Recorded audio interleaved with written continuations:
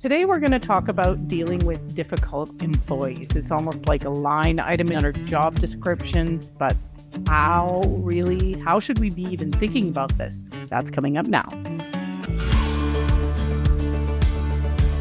Hi there, I'm Andrea Adams, and this is the HR Hub. On this show, you learn about all kinds of things related to HR. So if that's what you've come for, you're in the right place. I encourage you to subscribe to the show or podcast to keep learning from my guests. Today, my guest is Emily Lord. Emily is an HR consultant with HR West, and she's an instructor at the local college. Full disclosure, she and I work together, and so I know that she has a lovely way of reframing difficulties. So she's really perfect for this topic. Hi, Emily. How are you? I'm good. Thank you, Andrea. How are you? I'm good. So, difficult employees. It's almost like I said, a line item in our job description. So can you elaborate on just this idea of difficult employees? Well, first of all, employees are a line item in our job description, really. As HR professionals, that's one major part of our role. But when it really comes down to difficult people and that being a line item in our HR function, I would like to suggest we think about reframing it. I think it's working with different people, because really that's oftentimes where the challenges arise, whether it be between ourselves working with our managers that we support or the team that we lead, or whether we're helping our people that we are supporting from an HR perspective to navigate different and challenging conversations. It's like, it just seems like it comes up all the time and you're sort of like flummoxed. There's a word for the day. But anyways, they're presenting in so many different ways. You know, there's performance issues and there's attendance issues and there's, you name it. Some employees just come at you from all angles. So how can we reframe those situations in a way that is productive and respectful and hopefully gets to some kind of resolution? Absolutely. Well, so sometimes this all comes up, and you mentioned a number of different scenarios within the HR function. So performance management being one, for example. That often comes from like what I think of as like the misses. So like misunderstanding or miscommunication or maybe misalignment. So, and what I kind of mean by those pieces are that perhaps there's just a misunderstanding. So if you're coaching an employee or you're helping a manager to coach an employee, maybe there's some sort of like confusion about role clarity or what were the objectives that person was supposed to be working on when I'm thinking about coaching and performance. And then how is the communication happening? Are you saying, and are we coaching our people to be clear about what they're saying so that it's being understood? So we're avoiding miscommunication. And then the other piece is that, do we have the right people in the right roles at the right time? Or is there a misalignment?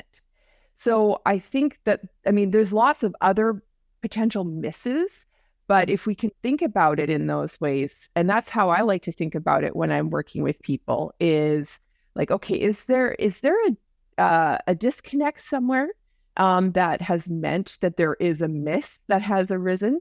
And let's take a look at that. Usually, when we're sitting in HR at that desk, the manager comes in and says, I have this employee, and they're just oozing frustration and they want us. Yeah. They want us to do something now. Fix it now. Oh, yeah. How do you handle that? Sometimes, yes, that is a lot the case. The other times is that actually the first way we can look like we're helping and actually helping is to be listeners for the manager. They need to sort of release or share what they're experiencing. So again, that's not jumping to conclusions and help. It's just providing a space and an opportunity for that manager to sort of unpack what has happened or what the scenario is that they're facing. But a caution to kind of jump in and go, this is how I can help. Whereas to sort of look at it, first of all, and go, okay, I can help you to help navigate this situation rather than me going in and being the person that goes in and helps the dynamic between a manager and their team member, because that doesn't always solve the case. Now, of course, not one size fits all, right? Let's think about like we face as HR professionals legal risks or risks where it's getting to that point where, okay, are we meeting employment standards here? Is this a harassment and bullying situation? Is there a work safe or an occupational health and safety scenario where, yes, we do need to come in and partner with leaders or perhaps even step in the place of the leaders to sort of at least navigate and start the situation. But really, it is much more powerful for us to stay behind the scenes and to support the leader with their or manager with their people scenario, because we kind of need to stay a little bit removed from these situations sometimes. Because what happens if actually what's really happening is the leader is missing missing the mark with their employee, right? And the employee needs us as HR professionals to step in and support as well. So that's where that trying our best to stay neutral is really important. As HR professionals, we run that really difficult line of we need to be there for the people, leaders, employees, team, everybody, but we're also there for the business. So it's that difficult line that we're skirting there to make sure that we're there for everybody. Yeah. What happens? What happens if we do nothing? Well, yeah, I mean, carrying on from what I was saying, like doing nothing, I mean, it may go silent or quiet for a while and you may not hear anything. And you're like, oh, it's improved. It's good. We don't need to do anything. But in reality, it's not usually the case. And to not do anything is potentially pretty damaging, because look at your attrition rates. Like, are people staying on the team? Look at your engagement survey results. Are people happy in and feeling like they're in a supportive environment? I think that to do nothing is incredibly dangerous, and it's costly for businesses. It doesn't show leadership strength. And honestly, you need to do something to address it. Yeah. Probably leads nicely into my next question. So sometimes you just need to terminate an employee. It seems unsalvageable, or it is unsalvageable. I don't know. How do you know when you've crossed that line? Typically, the termination point is when it gets to the point where you've gone through performance management process. So, I think as HR professionals, we talk about progressive discipline. So you've had the verbal conversation with the team member, or you've coached your manager to have that verbal conversation.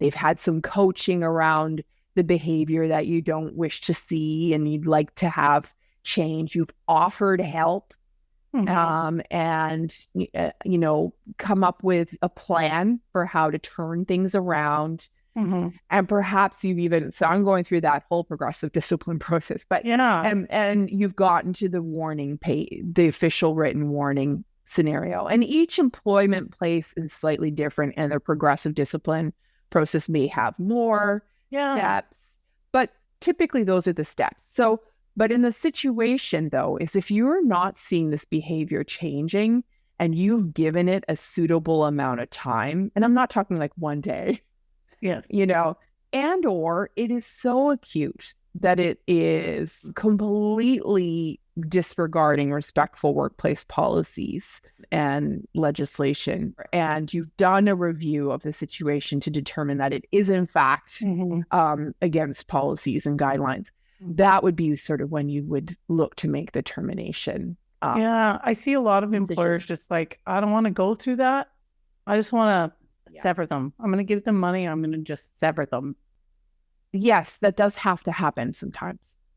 And that does, because that's I would call those acute situations where there's perhaps reputational risk to a business. Some organizations, an instance like that, like perhaps they've had a difficult or really inappropriate interaction with a customer. In today's age of social media, like that interaction would and likely will be online before you know it, and it is incredibly damaging reputationally. But ideally, in an ideal world, you're making this decision after you've had some time to make an individual aware of, not make, that sounds terrible, but to support them to understand like what you're seeing. And it's funny there. You corrected yourself, make them aware. But I think a lot of HR people would not make that correction. They would not even be aware of the kind of mindset that comes with, I'm going to make you aware of your responsibilities. Sorry, and then I kind of interrupted you. Did I derail your train of thought? No. So I don't know. Have I answered your question around the termination piece? Yeah, I think you have. I think you have. I just sometimes like all of those steps too take forever, right? They can take like to go through. First, you do some coaching and then you get to the step discipline. It can take a long time. And in that time, the person is toxic and damaging the workplace, damaging the employee experience for everybody else. And it's hard to know when to pull the plug. I want to ask this question though. Have you ever seen an employee turn their behavior around? When you have been going through these sort of disciplinary steps or even intense coaching around these vague sort of nebulous behaviors that are not aligned with culture? Yes, I have seen it. I'm not going to say that it's very frequent, but I have seen it. And it actually has truly been due to the fact that they weren't aware that was how they were presenting themselves. I find that in situations where it doesn't turn around, it's often due to the misses and very likely due to misalignment. And it's far greater than work, perhaps, the workplace. So it's that there are other things going on that, unfortunately, when they come into the workspace, of course, we want to recognize and support people for their whole selves. That's the ideal. And the individual also needs to think about how they bring their whole selves to work, right? Yeah. And that's not always possible sometimes. Sometimes we're going through things that just we can't set aside when we come through the work doors. But that also being said, so the misalignment piece I find is often around the role. And it's like in some of the behaviors that you would hope to see changes on from your performance and coaching. It's so misaligned because the role that they're in perhaps is not quite right for them. What I've seen in that sense of that misalignment, because it just all of this resonates, right? Is that employers were like, they'll recognize the misalignment and they'll do what they can to create a role that they think will be better aligned for that individual. It still fails. Yes. The employee is disgruntled. It just doesn't meet their needs or whatever. If you were my client or manager that I was working with, I would say, okay, so you've created a new position for the person. Did you involve the new person in that? Did you ask some questions at least to find out sort of where there might have been some misalignment or disconnects to sort of help bring it back together and create that right next step. The other thing is that I think what I hear oftentimes, I don't know if you hear this too, Andrea, is that it could be seen a bit as a reward. Absolutely. I was just about to say that. Yeah. And you're going to get this nice position designed for you because you're a whiner, and that's kind of how other people are seeing it.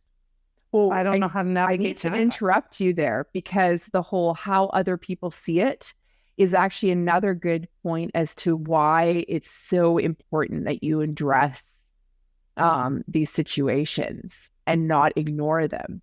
Because if you don't address these situations, others are seeing that you're not addressing these situations. But then if you address it and the person appears to get a reward in a better position. Yes. Yeah.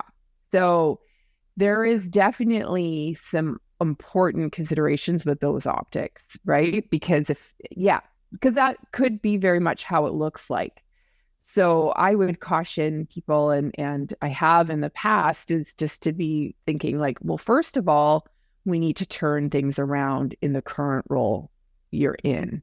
If you are nipping things in the bud early, like these things should be happening fairly quickly, especially if it's, a newer person to the organization. You can be saying like, oh, I think we need to clarify some expectations here.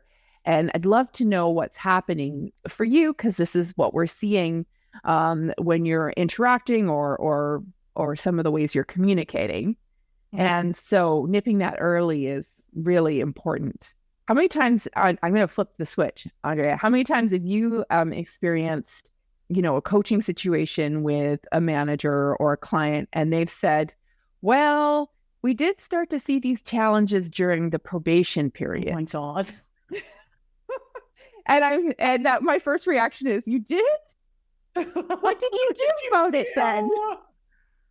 And usually it's like, well, and I get this. It's usually like, we were in a recruitment crunch right now, and we needed people.